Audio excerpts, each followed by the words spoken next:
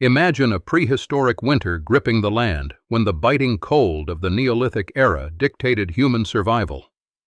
Archaeological excavations across northern Europe, dating back to 2000 BCE, reveal a profound discovery.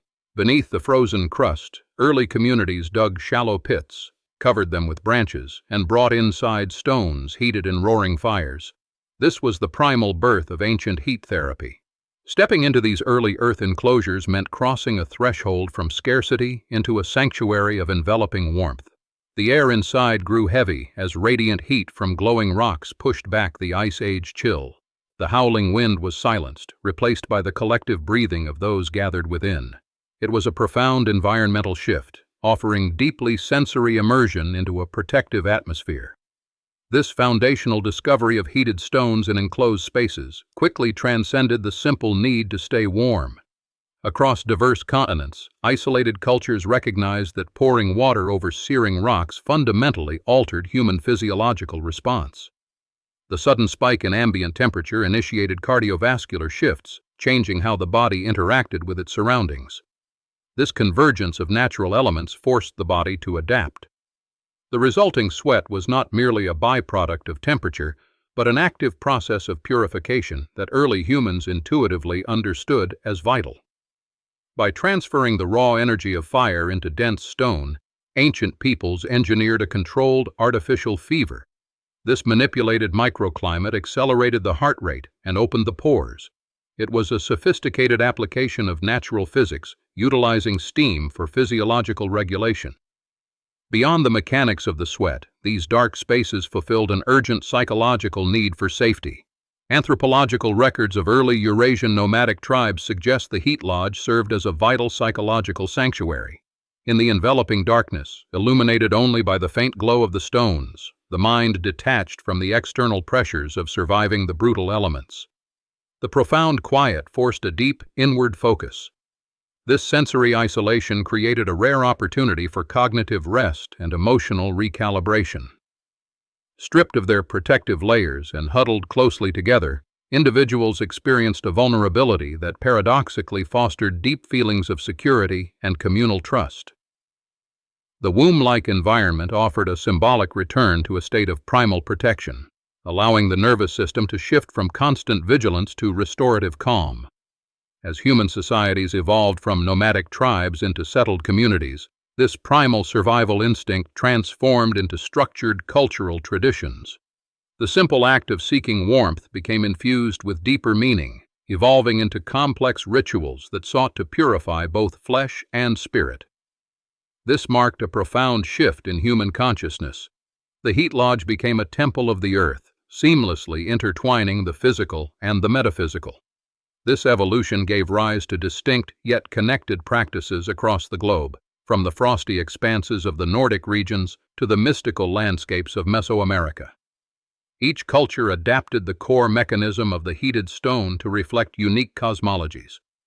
Whether observing the Native American sweat lodge, the Mesoamerican Temazcal, or traditional saunas of the North, the reverence for the transformative power of heat remained a universal constant.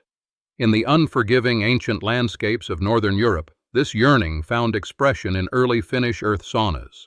Carved directly into hillsides or dug deep into the frozen soil, these structures were the beating heart of winter survival for communities dating back thousands of years.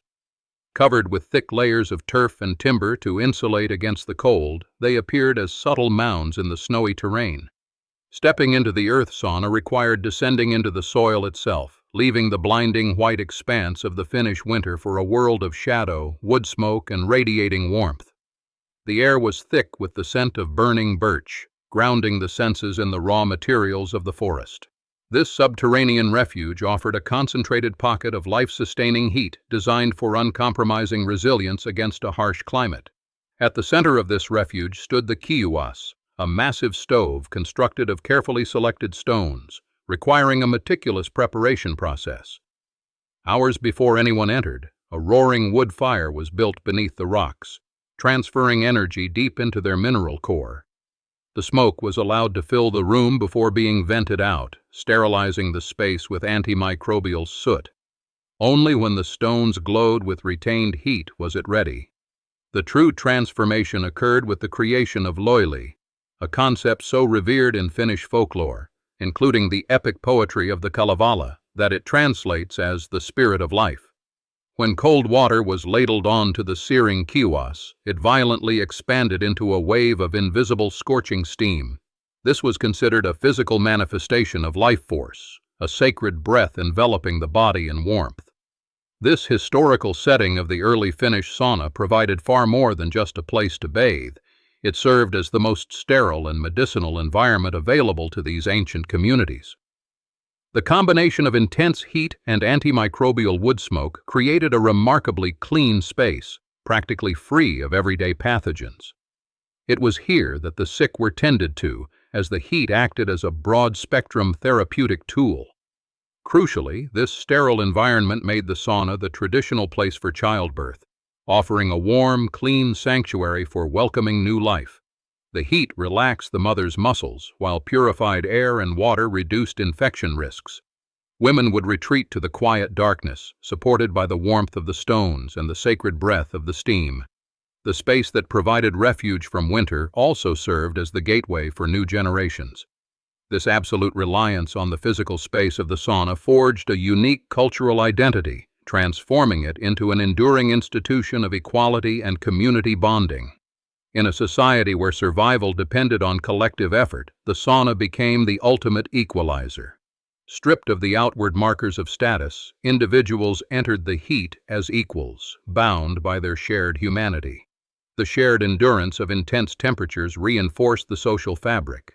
Decisions of great importance were often made within these heated walls, as the disarming nature of the environment encouraged honest communication.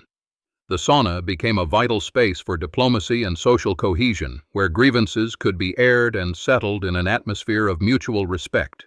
It was a sanctuary where the ego was softened by the heat. This egalitarian ethos became a defining characteristic of the culture. This institution of equality and social cohesion provided immeasurable psychological comfort during the long, isolating months of the Nordic winter. When the sun barely rose above the horizon, the communal warmth of the sauna offered a vital beacon of human connection. The physical sensation of heat penetrating chilled bones was accompanied by a profound emotional release, melting away seasonal melancholy. Individuals found a deep sense of belonging and reassurance. The profound quiet of the space, broken only by the sound of water on stone, created a meditative stillness that nourished the spirit. It was a dedicated time to pause the relentless struggle for survival and simply exist in the present moment, held safely within the embrace of the community. Emerging from the intense heat into the crisp, freezing air, the body felt entirely renewed, instilling a quiet, enduring resilience. Leaving the frozen lakes of northern Europe, the human pursuit of heat finds a vastly different expression across the Atlantic Ocean. The narrative of thermal purification shifts from the dense Arctic forests to the sweeping expanses of the North American plains and woodlands. Here, unlike the wooden saunas of the North, indigenous communities developed their own distinct sacred relationship with heated stones and enclosed vapor. This geographical shift introduces a new cultural framework where survival and community bonding elevate into a highly formalized spiritual ceremony. The heat is no longer merely a refuge from the winter cold, but a deliberate threshold crossed to commune with the unseen world. Across these landscapes, gathering around glowing rocks took on a uniquely ceremonial weight.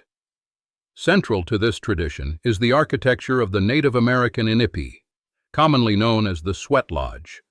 Unlike the sturdy log cabins of the Nordic regions, the traditional lodge is a temporary dome-shaped structure, meticulously formed by bending supple willow branches into a low, rounded framework. This skeletal structure is layered with heavy natural coverings, such as buffalo hides or woven blankets, sealing the interior completely from the outside world. Once the heavy entrance flap is lowered, the interior of the inipi is plunged into impenetrable darkness. Participants sit closely together on the bare earth, their senses heightened by the absence of light and the scent of damp soil.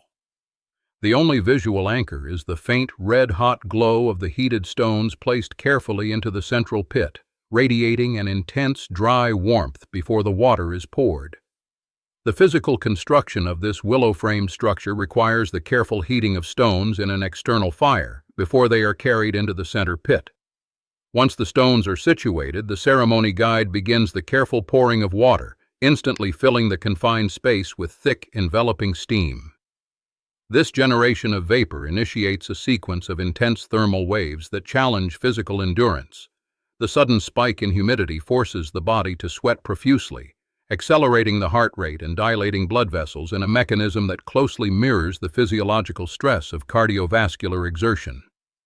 Beyond its physical components, the inipi operates within a complex cosmological framework where the lodge itself is revered as the womb of Mother Earth. Entering the dark, warm, and humid enclosure symbolizes a return to the source of life, a place of ultimate vulnerability and protection. The ceremony is fundamentally designed as a spiritual purification ritual intended to cleanse the individual of both physical toxins and mental impurities. Historical accounts from early ethnographers observing Lakota traditions note that every element of the structure holds specific cosmic significance, from the direction the door faces to the number of willow saplings used. The heated stones are addressed respectfully as grandfathers, representing the oldest and wisest elements of the earth. By sitting in the presence of these ancient geological record keepers, participants seek to realign themselves with the natural order. This cosmological framework dictates the structured rounds of the ceremony, which typically unfolds in 4 distinct stages corresponding to the cardinal directions. Each round introduces a new wave of heat, guided by specific intentions, prayers, and the rhythmic cadence of water striking the glowing stones. As the temperature steadily climbs, the physical discomfort acts as a catalyst, stripping away daily anxieties and forcing the mind to remain entirely anchored in the present moment.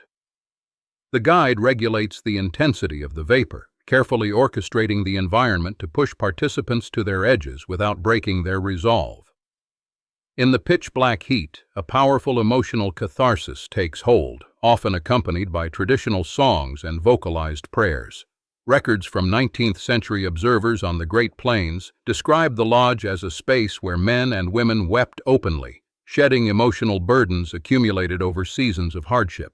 The darkness provides a cloak of anonymity, allowing individuals to express grief, fear, and gratitude without the constraints of social stoicism. This intense sensory deprivation, combined with the rhythmic chanting, fosters an environment where participants feel a tangible connection to their ancestors. The shared endurance of the heat dissolves the boundaries between self and community, creating a unified energy within the small, crowded dome. When the flap is finally opened to allow cool air to rush in, the sudden relief brings a wave of clarity and emotional lightness. This intense personal purification served as a vital mechanism for maintaining broader tribal social cohesion. The inipi was frequently utilized to resolve community conflicts, requiring disputing parties to sit together in the dark and endure the heat until grievances were spoken and settled. The shared vulnerability of the space made it difficult to maintain hostility, fostering forgiveness and a renewed sense of collective purpose. The practice also played a critical role in the preparation of warriors and hunters before significant undertakings. By entering the lodge, individuals sought to cleanse their minds of hesitation and fear, emerging with sharpened focus and spiritual fortification. The physical resilience cultivated inside the dome translated directly to the stamina required for survival in the demanding environment of the plains. Moving southward from the sweeping plains of North America, the tradition of communal heat transforms once again within the dense jungles and volcanic highlands of Mesoamerica. Here, the temporary willow structures give way to permanent architecture built from the very earth and stone of the landscape. The focus shifts toward a civilization where heat therapy was deeply integrated into complex urban centers and agricultural societies. This geographical and architectural shift introduces the Temazcal, a practice rooted in the ancient cultures of the Maya, Aztec, and Toltec peoples. Unlike the nomadic lodges of the north, these structures were built to last for generations, often situated near temples, ball courts, or integral parts of village infrastructure. The transition from hide-covered saplings to mortared stone reflects a society that institutionalized the therapeutic and ceremonial use of vapor, A traditional Temazcal is characterized by its distinctive dome shape, meticulously constructed from volcanic rock, adobe bricks, and local earthen materials. Archaeological excavations at sites like Joya de Carrain in El Salvador, a Maya farming village preserved by volcanic ash in the 7th century, reveal these permanent sweat baths perfectly integrated into the domestic landscape. The thick earthen walls are designed to absorb and radiate heat efficiently, creating an incredibly stable thermal environment. Stepping inside the Temazcal means entering a space that feels deeply organic, smelling of wet clay, crushed herbs, and wood smoke. The heavy stone architecture muffles the sounds of the vibrant, humid Mesoamerican jungle outside, replacing the cacophony of wildlife with a heavy, resonant silence. The low ceiling forces participants to crawl inward, immediately establishing a posture of humility and reverence as they settle onto the warm, earthen floor. Inside the earthen dome of the Temazcal, the physical structure serves as the foundational anchor for a complex cosmology based on the delicate balance of 4 vital elements. To the ancient Mesoamerican practitioners, the heavy mud walls represented the earth, the heated volcanic rocks embodied the transformative power of fire, the medicinal teas poured over them provided water, and the resulting vapor manifested as the breath of wind. This architectural harmony was not merely a symbolic gesture, but formed the very basis of their holistic medical philosophy. Traditional healers firmly believed that human illness was caused by a disruption of these elemental forces within the physical body, and the sweat bath acted as a highly controlled environment where this internal imbalance could be carefully recalibrated by aligning the microcosm of the individual with the macrocosm of the natural world. Guiding this intricate recalibration was the Temazcalero, a specialized traditional healer whose pivotal role was heavily documented by 16th-century Spanish chroniclers like Bernardino de Sahagún during his extensive observations of Aztec society. The Temazcalero was never considered just a simple attendant. Rather, they were recognized as a master of thermal dynamics and ritual pacing, entirely responsible for orchestrating the rising intensity of the enclosed environment. Throughout the duration of the ceremony, this knowledgeable guide managed the extreme heat by carefully splashing water onto the glowing stones using bundled branches of aromatic medicinal plants, such as eucalyptus, rosemary, or pepper tree. Using rhythmic chanting and traditional percussive instruments, the Temazcalero led participants through 4 distinct phases, known traditionally as doors, each marking a progressive increase in temperature and a specific, intentional stage of physical and spiritual purging. Because of this highly structured, predictable approach to thermal therapy, the Temazcal became deeply institutionalized within the broader ancient Mesoamerican healthcare system. Extensive historical texts, including the detailed illustrations found within the Florentine Codex, record the regular prescription of these vapor baths by community physicians to treat chronic joint ailments, soothe severe respiratory conditions, and accelerate the physical recovery of warriors returning from grueling campaigns. Its most vital, formalized, and culturally significant medical application, however, was found in the realm of childbirth and maternal care.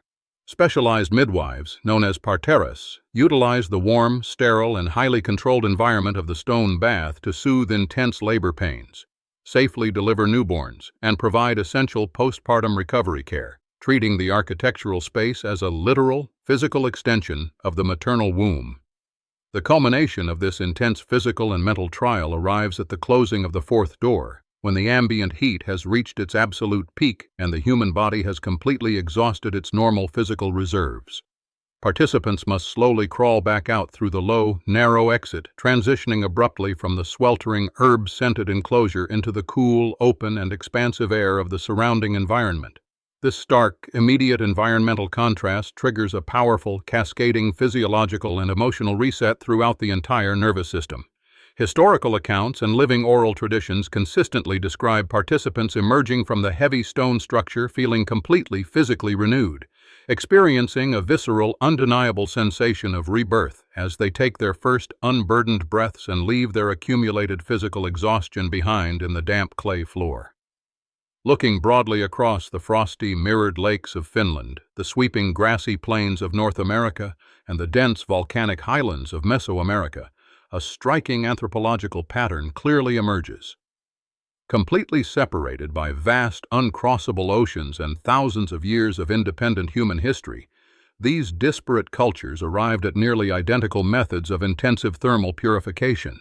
This remarkable global convergence points directly toward a shared, innate natural wisdom regarding the inherent resilience and capability of the human body. Historians and medical anthropologists continually ask what underlying biological truth drove these entirely unconnected societies to instinctively recognize extreme environmental heat as a foundational, non-negotiable pillar of human health, physical longevity, and communal well-being. Modern medical science now provides a clear, evidence-based physiological explanation for this ancient intuition through the biological mechanism of hyperthermia, commonly known in clinical settings as the artificial fever. When a person is exposed to the intense, sustained ambient temperatures of a traditional sweat lodge or a wood-fired sauna, their internal core body temperature deliberately and predictably rises by several degrees. This controlled, intentional elevation in core temperature essentially tricks the human brain into believing the physical body is actively fighting off a severe systemic infection.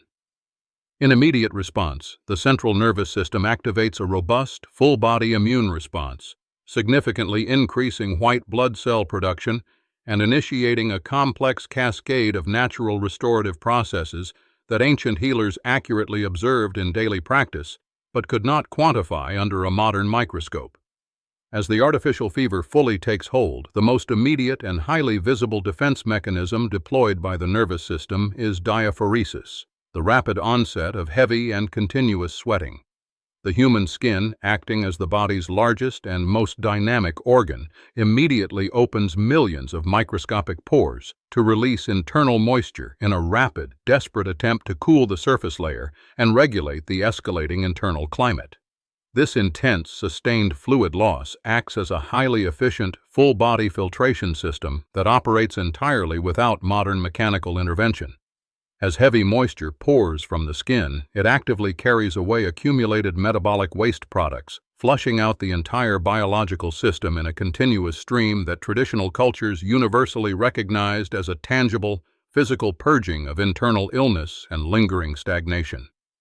Moving deeper beyond the surface level of the sweating skin, the intense thermal load forces the human cardiovascular system to work significantly harder simply to maintain basic biological equilibrium.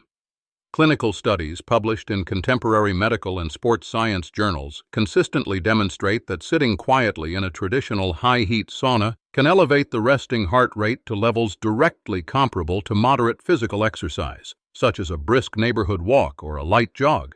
This passive, heat-induced cardiovascular exertion effectively dilates the major blood vessels, massively increasing total blood flow without inflicting the corresponding mechanical wear and tear on fragile joints, bones, and connective ligaments. The resulting rush of oxygen-rich blood deep into tired muscle tissues facilitates rapid cellular repair and induces deep physical relaxation, definitively validating the ancient prescription of heat therapy for weary travelers, laborers, and hunters. To reliably achieve these dramatic, transformative physiological shifts, the physical space itself must be carefully constructed and ruthlessly controlled to eliminate the endless, chaotic distractions of the outside world. Whether stepping into a Nordic wooden cabin, insulated against the snow, or crawling into a Mesoamerican earthen dome baked by the sun, the modern participant is immediately enveloped in an environment defined by strict sensory restriction. The heavy wooden doors and thick mortared mud walls effectively seal away the vibrant, noisy landscape, plunging the interior space into a pitch-black, heavy stillness. In this unlit, tightly enclosed environment, the only remaining sensory inputs allowed to reach the brain are the sharp hiss of water striking hot stone, the earthy scent of burning wood or crushed resin, and the rhythmic, unavoidable sound of one's own breathing. This deliberate removal of visual and auditory stimuli forces the mind into an acute state of present-moment awareness. The psychological mechanism of forced mindfulness takes over when external distractions vanish from the environment. The brain, no longer occupied with scanning the horizon or processing complex social cues, turns its attention inward toward the immediate sensory reality of the body. Without the constant barrage of daily life, the nervous system naturally shifts away from the sympathetic fight-or-flight response. The participant becomes hyper-aware of their own heartbeat, the expansion of their lungs, and the rising temperature of their skin. This physical architecture and the suppression of outside noise drive the individual into an involuntary meditative state. In 1936, Finnish anthropologist Sakari Pelsi documented how the extreme temperatures of the traditional smoke sauna acted as a great social equalizer. When individuals step into an environment where the air itself feels heavy and demanding, the superficial markers of societal status melt away. The overwhelming nature of the thermal load commands total submission from every occupant, regardless of their rank or wealth outside the wooden walls. Stripped of clothing, titles, and protective armor, participants are reduced to their most essential human vulnerability. The sheer intensity of the environment leaves no room for ego, unifying everyone present through the shared challenge of enduring the heavy embrace of the heated air. This humbling leveling effect creates a rare space where all individuals are temporarily equalized by the uncompromising forces of nature. Historical records from early 20th century Mesoamerican villages reveal that the Temazcal served not just as a clinic, but as a critical forum for resolving civic disputes. The shared vulnerability experienced in this intense thermal environment translates into a unique sociological outcome, binding participants together through a collective trial of endurance. Surviving the demanding conditions side by side breaks down interpersonal barriers that might otherwise take years to dismantle. When people endure a physically demanding ordeal together, neurochemical bonds of trust are forged in real time. The resulting social cohesion was vital for the survival of ancient communities, ensuring that hunters, farmers, and elders maintained an unbreakable mutual reliance. This deep communal bonding extended far beyond the walls of the sweat lodge, creating resilient social networks capable of weathering the harshest external challenges. Yet, ambient warmth alone does not complete the purification cycle. The true catalyst emerges when liquid meets fire. Ethnographic studies of the Lakota Inipi ceremony describe how the ritual fundamentally changes character the moment water is introduced to the environment. This marks a critical shift from the passive endurance of dry heat to an active, dynamic engagement with the elements. Water, whether gathered from nearby rivers or melted from winter snow, acts as the transformative agent that awakens the static room. It bridges the gap between the earthen floor and the air above, carrying the potential to instantly multiply the perceived intensity of the space. This simple addition transforms a dry, quiet experience into an enveloping, active force that demands immediate physiological adaptation. The sudden sharp hiss of liquid striking the superheated stones instantly shatters the quiet anticipation of the room. As the water rapidly boils and expands, it undergoes a violent phase change, converting from a cool, heavy liquid into an invisible, expanding gas that rushes upward to fill the domed ceiling. This rapid expansion displaces the cooler air, forcing a dense, rolling wave of thermal energy downward over the occupants. The physical process creates sudden, intense microclimates within the enclosed space, rapidly increasing the humidity and drastically altering how the human skin perceives the surrounding temperature. For generations, this invisible vapor was revered not merely as a physical byproduct, but as loili, the animating spirit of the space.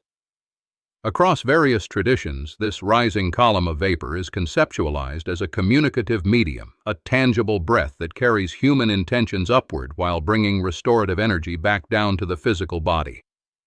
The vapor acts as an intermediary layer between the physical and the ethereal.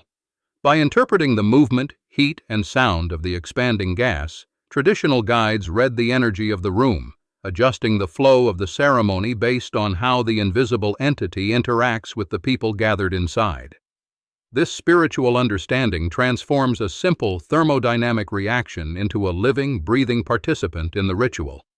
In 1881, medical observers studying indigenous thermal practices noted the involuntary visceral reaction that occurs when this dense wave of vapor first makes contact with the skin. The sheer thermal mass of the wet air triggers an immediate breath-catching gasp, a primal reflex as the respiratory system encounters the sudden spike in humidity and heat. To endure this intense, enveloping wave, participants must consciously override their instinct to panic, forcing their respiration into a slow, deliberate, and rhythmic pattern. This mandatory regulation of the breath anchors the mind entirely in the present second, turning the simple act of inhaling into a focused, meditative discipline required for physical comfort.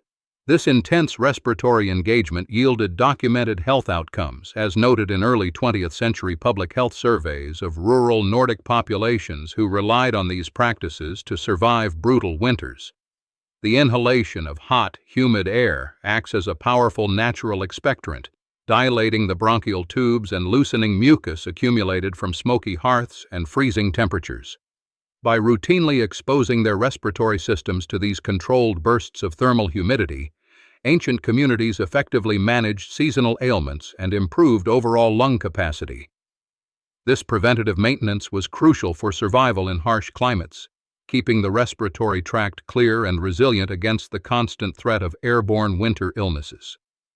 While the ethereal vapor provides the immediate sensory impact, the entire thermal engine relies on a much older, solid geological foundation. Archaeological excavations of ancient Mesoamerican sites consistently uncover the remnants of central fire pits, highlighting the enduring presence of carefully selected, fire-hardened rocks. These dense, heavy objects serve as the unbreakable anchors of the earth, capturing the volatile energy of the fire and holding it steady long after the flames have died. Without these silent, enduring thermal batteries, the creation of the vapor and the sustained warmth of the enclosure would be entirely impossible. The process begins long before the fire is lit, requiring an intimate, instinctual understanding of local geology. In the volcanic highlands of central Mexico or the glacial moraines of Finland, traditional practitioners meticulously scan the rugged terrain for specific minerals. They seek out dense basalt, granite, or river-tumbled stones, naturally tempered by water, pressure, and time. Historical records from early ethnographers studying the Lakota in the 19th century note that porous or fractured rocks were strictly avoided. A flawed stone could violently shatter when subjected to extreme thermal stress and sudden moisture. Identifying the perfect, unbreakable mineral became a highly specialized skill, passed down through generations of lodge builders who knew exactly how to read the geological history etched into a stone's weathered surface. Once these sacred materials are gathered, the intense physical labor of preparation commences. Building the fire to heat the mineral core requires hours of sustained effort, often beginning before dawn. Large timber must be felled, split, and stacked in specific configurations to maximize airflow and combustion, ensuring the flames reach the extreme temperatures necessary to alter the internal state of the rocks. Tending this massive pyre is a continuous, physically demanding task that tests the endurance of the firekeeper. They monitor the shifting winds and the color of the flames, feeding the blaze until the wood is entirely consumed and the stones radiate a fierce, translucent heat. This arduous precursor underscores the immense value ancient communities placed on the experience, willingly trading hours of grueling exertion for the restorative thermal release. Within these indigenous traditions, the physical labor of gathering and heating is inseparable from a deeply animistic worldview. The heated rocks are never viewed as mere inanimate objects or disposable thermal tools. In the cosmology of the Native American sweat lodge, they are reverently addressed as the grandfathers, recognized as the oldest living entities on Earth, containing the primordial memory of the planet's fiery formation.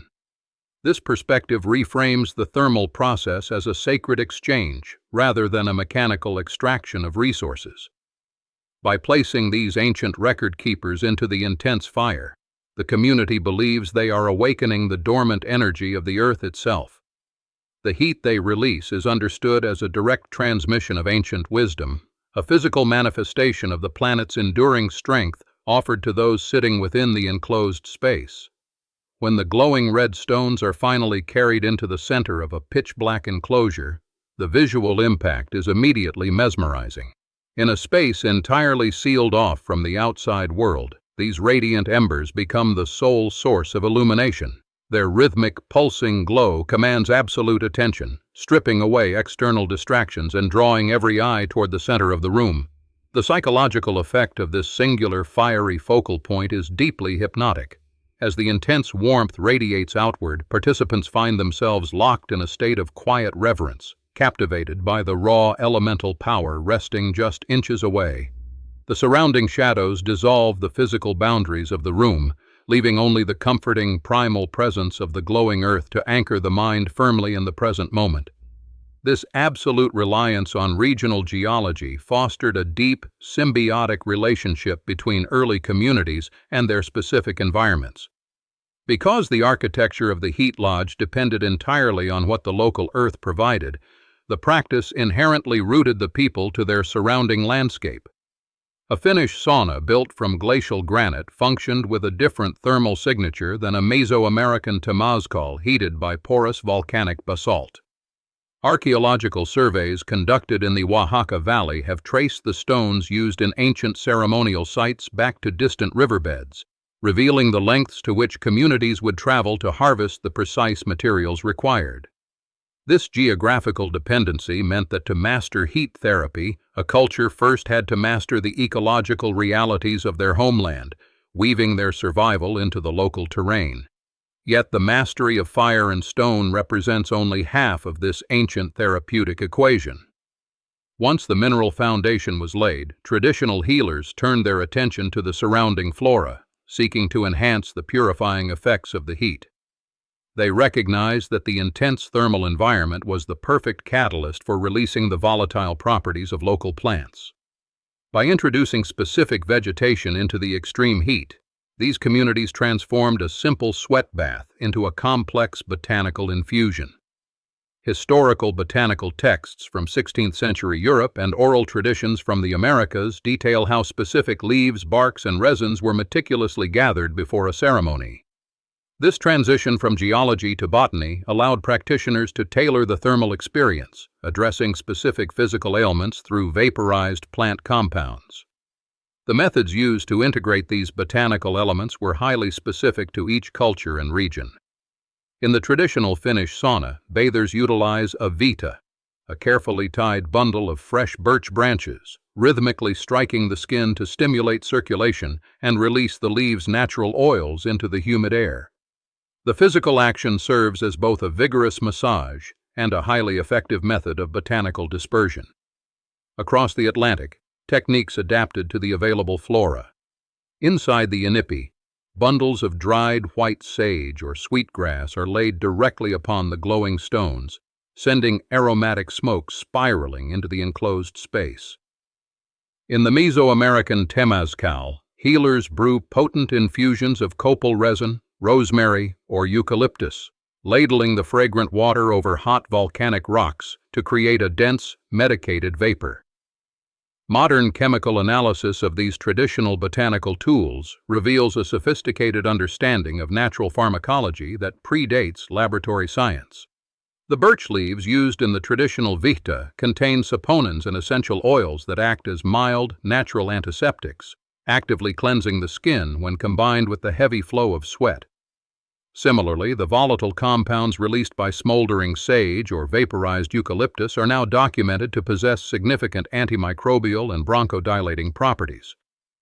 When inhaled in a highly heated, humid environment, these plant compounds effectively open the airways, reduce localized inflammation, and neutralize airborne pathogens, providing verifiable respiratory support that validates centuries of traditional intuition. The strategic integration of these sacred herbs elevated the practice from a simple method of staying warm to a highly sophisticated system of holistic medicine. Heat was no longer just a physical sensation. It became a powerful delivery mechanism for natural pharmacology. By turning the lodge into an active inhalation chamber, ancient practitioners could treat systemic conditions, soothe joint pain, and accelerate recovery from seasonal illness. Anthropological records from the early 20th century detailing indigenous healing practices show that the sweat lodge functioned as a primary clinic for treating various ailments. The careful calibration of fire, stone, water, and plant life demonstrated a comprehensive, intuitive understanding of human physiology. It was a complete medical ecosystem, utilizing the raw elements of nature to restore balance and health. 16th century accounts compiled by Franciscan friar Bernardino de Sahagún describe the pervasive use of copal tree resin within Mesoamerican temazcals, noting how its heavy, sweet smoke filled the enclosed space. Beyond any physical respiratory benefit, These natural scents provided a deeply soothing psychological anchor when the body was subjected to immense thermal stress. The aroma of smoldering herbs acted as a tether for the wandering mind, drawing attention away from the rising temperature and focusing it on the present breath. This olfactory grounding was an essential survival mechanism within the intense environment. As the heat climbed toward the limits of human tolerance, the familiar, earthy fragrance of cedar, sage, or copal signaled safety to the nervous system. It transformed an otherwise overwhelming physiological ordeal into a manageable, meditative experience, allowing participants to endure the rising temperatures without succumbing to panic or the urge to flee. Yet the true genius of these traditional structures extended far beyond the careful calibration of heated stones and fragrant botanicals. The physical materials were merely the foundation for a much larger, invisible framework that dictated human behavior. Entering the lodge meant stepping out of the wild, unpredictable natural world and into a highly structured environment governed by strict communal codes. This social architecture was just as vital to the healing process as the steam itself. The enclosed space demanded a shift from individual endurance to collective participation, requiring everyone inside to adhere to a shared set of rules. These behavioral codes transformed a simple heated shelter into a crucible for social cohesion, dictating exactly how individuals interacted with one another while under physical duress. In the Nordic tradition, this behavioral framework was formalized into a cultural institution known as saunarauha, or sauna peace. This unwritten but strictly enforced law decreed that the space was a sanctuary where worldly conflicts had to be entirely abandoned at the threshold. Arguments, swearing, boasting, and even speaking in loud voices were considered severe violations of this sacred peace, offenses that disrespected both the space and the community. The mechanics of saunarauha were designed to strip away the social hierarchies that defined daily village life. Inside the wooden walls, the wealthy landowner and the humble farmhand sat side by side, completely equal in their shared endurance of the heat. By mandating silence, respect, and equality, the cultural law ensured that the physical purification of the body was matched by a social purification of the community. Observing this established etiquette, the physical act of entering the space became a deliberate, highly ordered ritual. Participants typically approached the structure with quiet reverence, often stooping low to pass through a deliberately small doorway, a physical posture that forced a bow of humility before joining the circle. Once inside, the progression of the session followed a rhythmic, sequential pattern rather than a chaotic free-for-all. The pouring of water over the stones, the passing of the ladle, and the synchronized cycles of heating and cooling were all conducted with methodical precision. This shared procedural rhythm synchronized the breathing and heart rates of everyone present, binding the group together through a unified sequence of actions. 19th-century municipal records from rural Finland occasionally note the use of the village sauna as a designated venue for mediating difficult local disputes. Because the cultural codes of the space strictly forbade aggression or deceit, it functioned as a guaranteed neutral zone where adversaries could meet on completely equal footing. The intense heat naturally dissolved anger and defensiveness, making it physically difficult to maintain a posture of hostility. This enforced neutrality provided an essential pressure valve for small, isolated communities where unresolved conflict could threaten collective survival. Feuds and resentments that festered in the cold light of day were frequently left behind in the steam. By providing a sacred space where peace was mandatory, the tradition ensured that social harmony was regularly restored and maintained. Anthropological observations of the Native American Inupi ceremony highlight the immense interpersonal trust required to participate in these rituals. Stripping away all clothing, weapons, and symbols of status to sit in an unlit, enclosed space with others places an individual in a state of ultimate physical and psychological vulnerability. Embracing this vulnerability alongside peers forged an irreplaceable bond among community members. Without the protective masks of societal roles, participants relied entirely on the integrity and goodwill of their neighbors. Sharing the intense, humbling experience of the heat created a deep, unspoken solidarity, weaving a fabric of mutual reliance that extended far beyond the duration of the ceremony itself. Today, As the 21st century has seen an explosion in the global wellness industry, these ancient methodologies are intersecting with an entirely new era of human life. The historical exploration of communal heat therapy is no longer confined to anthropological texts or remote cultural enclaves, but is actively being translated for a contemporary audience. This translation process reveals a fascinating friction between traditional wisdom and contemporary expectations. Modern seekers are increasingly turning to the thermal stress techniques perfected by their ancestors, attempting to integrate these ancient survival rituals into daily health regimens aimed at combating the unique pressures of the digital age. However, the environment where this modern heat adaptation occurs often stands in stark contrast to its earthy origins. Contemporary gym saunas and urban wellness clinics are frequently characterized by sterile tile, bright electric lighting, and automated timers that remove any need for human interaction or elemental stewardship. In these modern settings, the communal aspect is entirely absent, replaced by isolated individuals wearing headphones, staring at screens, and enduring the heat in complete solitude.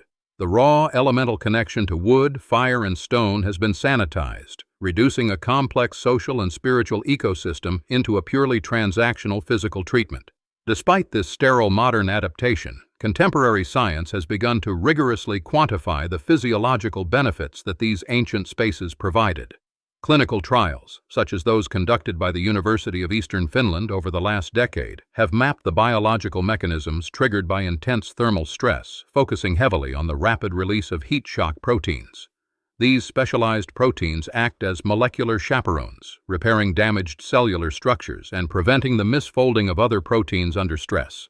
Modern researchers have documented how regular exposure to extreme heat improves cardiovascular compliance, lowers blood pressure, and reduces systemic inflammation. This growing body of evidence provides a measurable modern vocabulary for the healing phenomena that traditional cultures understood intuitively and integrated into their daily lives for millennia. In recent years, wellness advocates have recognized the limitations of the sterile, solitary heat cabin. Since the early 2020s, dedicated practitioners in places like the Pacific Northwest and Scandinavia have begun actively reintroducing the deliberate, mindful elements of traditional heat therapy. They are designing spaces that require intentional engagement, removing digital devices, and restoring the tactile presence of wood-fired stoves and natural stone. The challenge lies in shifting the modern mindset from passive endurance to active participation.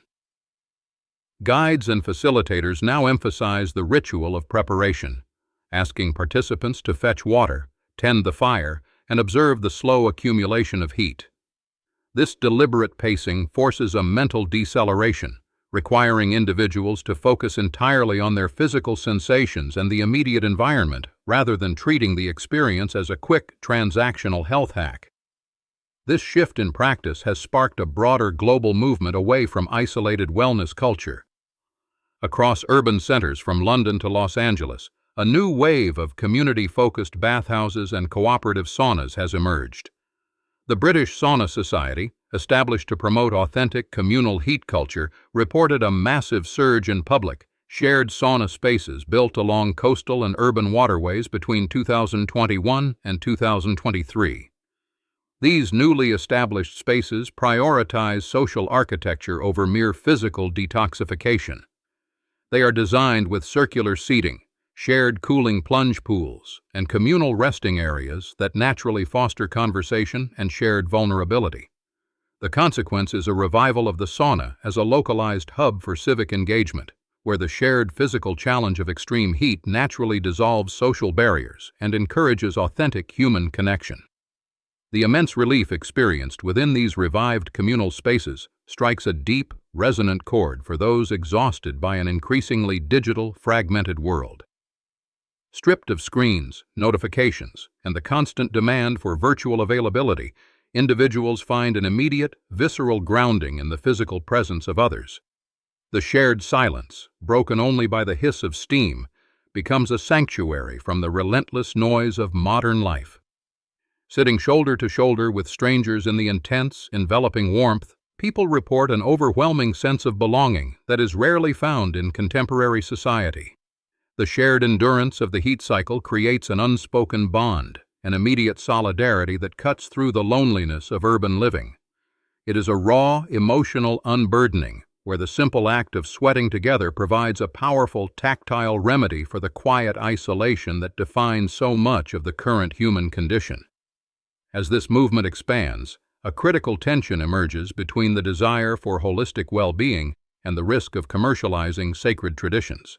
The rapid popularization of guided purification rituals has brought ancient practices into the mainstream wellness industry, often divorcing them from their foundational cosmologies. This commercial adoption frequently strips away the protective cultural frameworks that have guided these ceremonies for centuries. When the complex spiritual ecosystems of the Inipi or Temazcal are reduced to trendy spa treatments, the essential reverence that makes them effective is easily lost.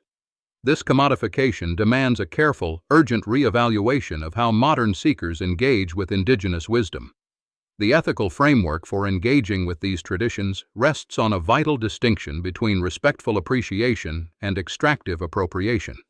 Indigenous leaders and scholars, such as those within the Native American Church and various Mesoamerican indigenous councils, have clearly articulated that these ceremonies are not merely physical therapies, but living, sacred covenants with the earth and the ancestors.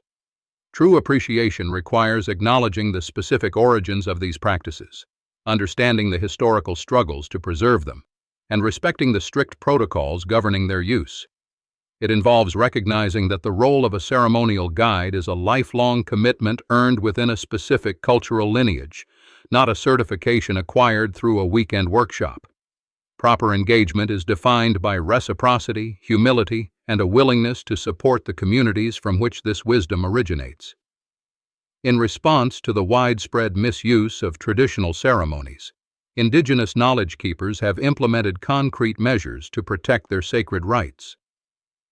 The 2003 Declaration of War against Exploiters of Lakota Spirituality remains a definitive legal and cultural boundary, explicitly forbidding the unauthorized commercialization of the Inipi and other sacred ceremonies by non-indigenous facilitators. This firm stance has forced a necessary reckoning within the broader wellness industry, leading to stricter guidelines and a growing demand for ethical sourcing of holistic practices. By actively managing how their wisdom is shared, traditional leaders ensure that the ceremonial protocols remain uncorrupted, maintaining the integrity of the rituals for future generations. The successful preservation of these practices against commercial dilution carries a direct, tangible consequence for indigenous communities. It safeguards a vital pillar of cultural identity, ensuring that young people can inherit their ancestral traditions in their pure, uncommodified form, free from the distortions of the wellness marketplace.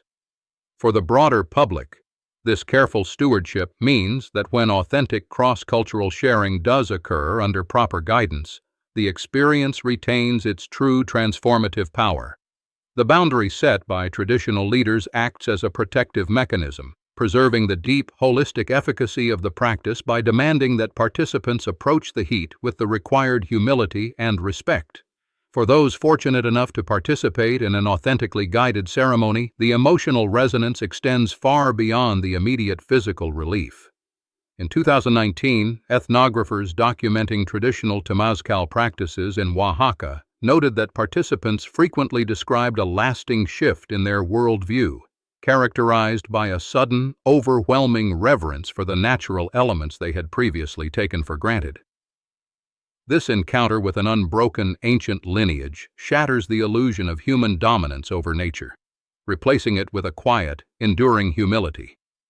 The realization that one has participated in the exact same cycle of elemental purification as countless generations before them leaves a lingering sense of awe, fundamentally altering how they perceive their relationship with the earth. Yet as modern science continues to map the biological mechanisms of heat therapy and cultural preservation efforts gain ground, a broader philosophical inquiry remains open. The historical record clearly documents the physical and social benefits of these practices, but the precise nature of the spiritual transformation they induce continues to elude empirical measurement. It remains an unresolved question whether the significant psychological shifts experienced in the heat are simply the result of extreme physiological stress, or if the deliberate combination of earth, fire, water, and human intention taps into a more fundamental, unquantifiable aspect of the human spirit. This lingering mystery draws focus back to the timeless, elemental core of the practice, inviting continuous exploration. Stepping from the intense, enclosed heat into the sharp embrace of the outside air triggers an immediate, visceral awakening. In regions like Finland, this sensory resolution is institutionalized through winter swimming, where the sudden shock of freezing water completes the thermal cycle. The skin rapidly cools, sending a cascade of signals through the nervous system as the lungs draw in deep, crisp breaths. This sudden contrast strips away any lingering mental fatigue, leaving the individual suspended in a state of absolute quiet clarity beneath the open sky. This dramatic transition illustrates a fundamental natural law, demonstrating the biological principle of cyclical stress and recovery. By deliberately pushing the body to the edges of its thermal tolerance and then rapidly cooling it, the practice engages adaptive mechanisms that build cellular resilience and cardiovascular strength. The human aftermath of this rhythm is increasingly visible in modern communities where urban wellness initiatives now formally integrate hot and cold therapies to combat chronic occupational burnout. Workers and families are rediscovering that intentional, temporary physical adversity serves as a powerful reset for an overstimulated nervous system. The ultimate lesson these ancient practices offer modern understanding is that true resilience requires both physiological adaptation and spiritual grounding. This realization is causing a significant shift in contemporary health paradigms, challenging the assumption that wellness is best achieved in sterile, climate-controlled environments. Instead, holistic health is increasingly defined by a return to elemental forces, integrating the raw, unpredictable nature of earth and fire into daily routines. Medical professionals and cultural historians alike now recognize that enduring vitality depends on maintaining a tangible physical connection to the natural world. There is a quiet, lingering wonder in the realization that this specific method of purification is a universal human heritage. Across vastly different landscapes, ancient communities independently gathered stones, built earthen shelters, and utilized water to harness the power of steam. It remains an unresolved mystery why such disparate cultures, separated by vast oceans and thousands of years, converged on the exact same elemental architecture for healing. Whether driven by an ancient, shared evolutionary instinct or a collective spiritual intuition, the global resonance of the sweat bath defies simple historical explanation. Ultimately, the survival of the sauna, the induce, and the Temazcal serves as a durable testament to humanity's enduring need for natural sanctuaries. As international heritage organizations increasingly grant protected status to these traditional rituals, they ensure that future generations will continue to find quiet refuge and timeless wisdom within the heat of the stones. When the final ladle of water strikes the glowing basalt, the resulting hiss is perhaps the oldest song we know. Long after the embers fade and the steam dissolves into the night air, the scent of cedar and damp earth remains, a quiet promise that the ancient sanctuary of heat will always be waiting.